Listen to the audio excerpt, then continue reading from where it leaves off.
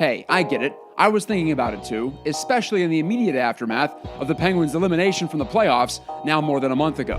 What am I talking about? Well, it's the thought that trading either Evgeni Malkin or a Crosby-Letang might bring the Penguins the kind of return that would give this era of contention one last kick in the hockey pants. Well, I'm here to tell you that any thoughts that I had about such a move or moves were misguided. Mea culpa.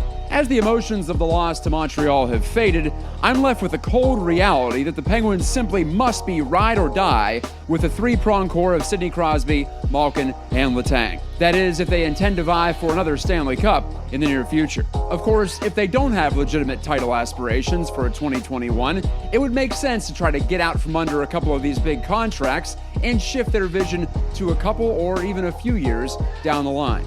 But I think we all know that the Penguins still harbor Cup dreams, and legitimately so.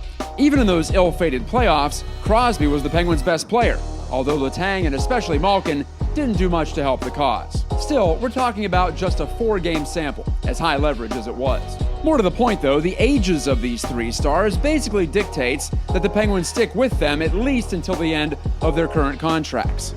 Putting face of the franchise Crosby aside, as he's destined to retire as a Penguin, Malkin and Letang are in their mid-30s and thus are almost certainly worth more to the Penguins playing for them over the next couple of seasons than the returns they would garner in some sort of trade. They're not washed up by any means, but other teams likely know that their uber-productive years are running out, if they're not already over.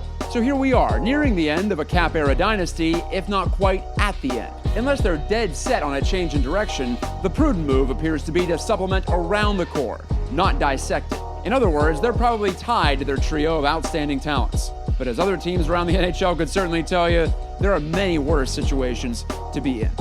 With your net front presence on Pittsburgh Sports Live, I'm Matt Gajtka.